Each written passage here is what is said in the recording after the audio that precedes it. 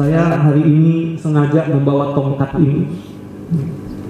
Tongkat ini adalah hadiah dari guru kami, Abuya Mufassir, yang kita kenal di Padarincang, Ciomas, Banten. Saya mendapatkan tongkat ini ketika bersama dengan almarhum yang fotonya ada di depan, dan saya sangat bahagia menyaksikan foto ini, seolah beliau sedang tersenyum, dan insya Allah bahagia bahwa tanah beliau insya Allah sebentar lagi akan muncul menjadi sebuah pesantren. Kami bersama Ayahanda Haji Herman ini belakangan sering ke Abuya Mufassir,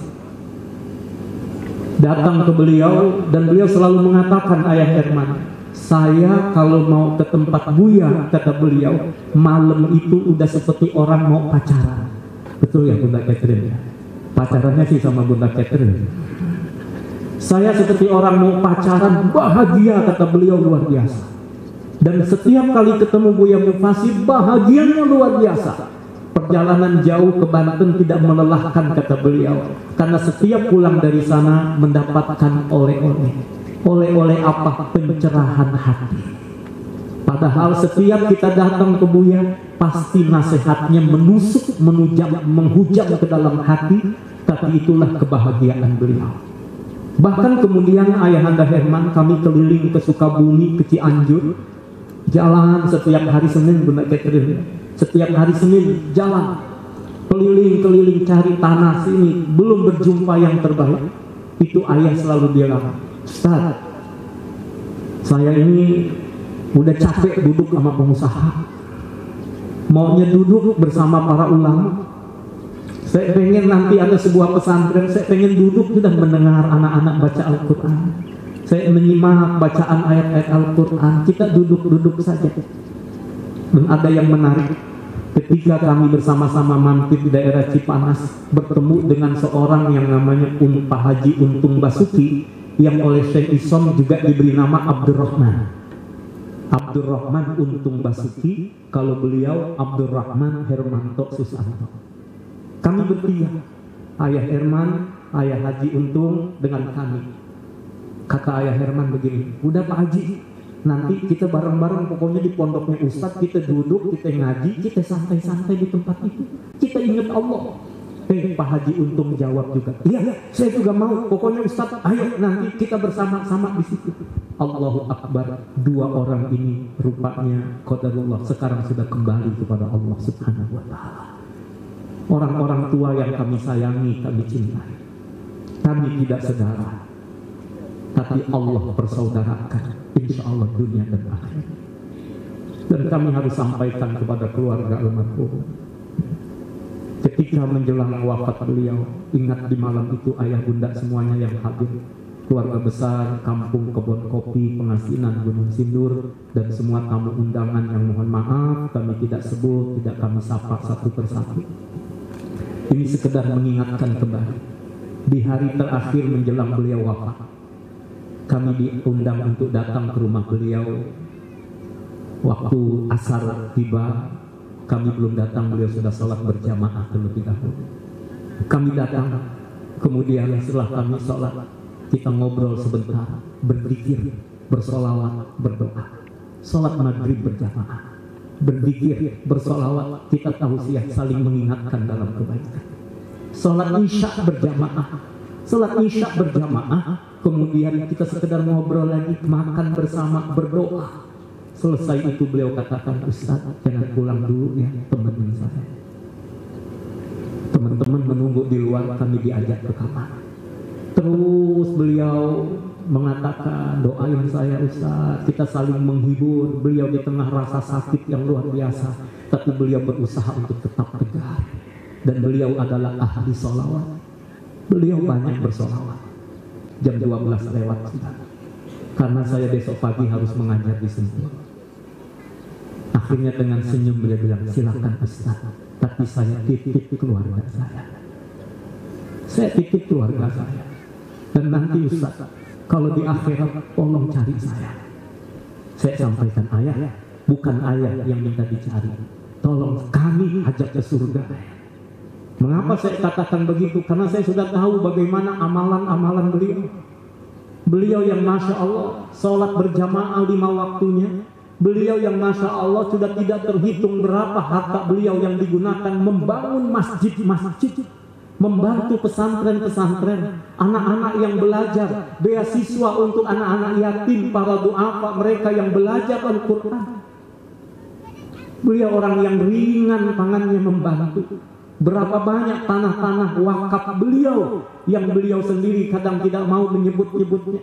Dan terakhir Bapak Sekda Kabupaten Bogor baru menyampaikan kepada kami, dulu setiap tahun Pak Herman itu membangun masjid.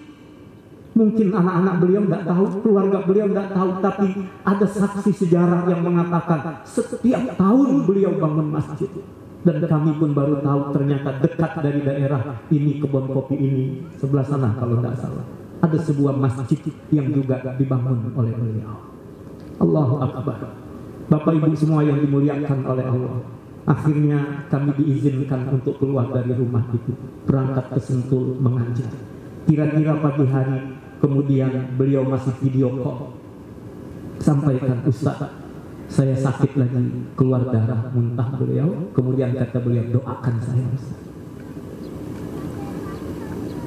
Kurang lebih jam 11, kemudian kami mendapat kabar beliau telah kembali kepada Allah Subhanahu wa Ta'ala yang selama ini dirindukannya. Selama ini beliau memohon kasih sayangnya. Dan menarik sekali, orang-orang yang ada di mobil dengan beliau mengatakan dan menjadi saksi. Seorang Hermanto Susanto ketika wafat mengucapkan kalimat La ilaha illallah.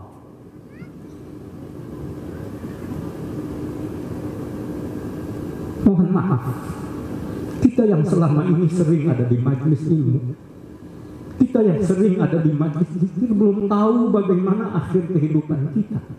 Tapi seorang ayah Herman di akhir wafat, di akhir hayat beliau mengucapkan La ilaha illallah. Dan Rasulullah SAW telah bersabda, ya, seseorang yang di akhir hayatnya yang mengucapkan La ilaha illallah dakhalal jannah, dia akan dimasukkan ke dalam surga Allah. Allahu Akbar. Tidak cukup waktu bila kami jelaskan bagaimana seorang ayah Herman. Beliau kemudian menjalani kehidupannya. Hari ini insya Allah kita menjadi saksi di lahan kurang lebih 4.500 meter ini. Insya Allah kita wujudkan cita-cita beliau. Dan mohon maaf kami sampaikan kenapa namanya Darul Syukur. Kenapa ini gara-gara si syukur begitu. Karena nama saya Syukur, kemudian pondok ini jadi pondoknya si Syukur. Enggak. Kita ingin sampaikan ini punya umat, ini wakaf bukan punya saya. Saya hanya menjadi khadim, hanya menjadi pelayan, hanya menjadi pembantu di tempat ini. Dan saya sampaikan, ini nama Darul Syukur ini diberi nama oleh seorang ahlul Quran dari Suriah yang namanya Syekh Kanas. Ketika kami berkunjung ke pesantren Darul Quran Ustadz Yusuf Mansur, kemudian kami sampaikan insya Allah kita ini akan membangun pondok, langsung oleh beliau, sudah namain saja Darul Syukur. Ya, kemudian kami tuliskan menjadi Darul Syukur, biar agak kesono-sonoan dikit.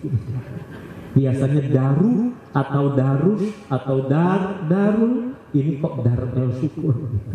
Anak-anak saya namanya seperti itu, Muhammad Qaid El-Fajri, Muhammad Daud Ed-Duha, begitu. Jadi nama Darul Syukur ini kami sampaikan supaya diketahui semuanya, bukan semata-mata karena nama saya, tapi kita ingin pesantren ini membangun generasi-generasi yang pandai bersyukur.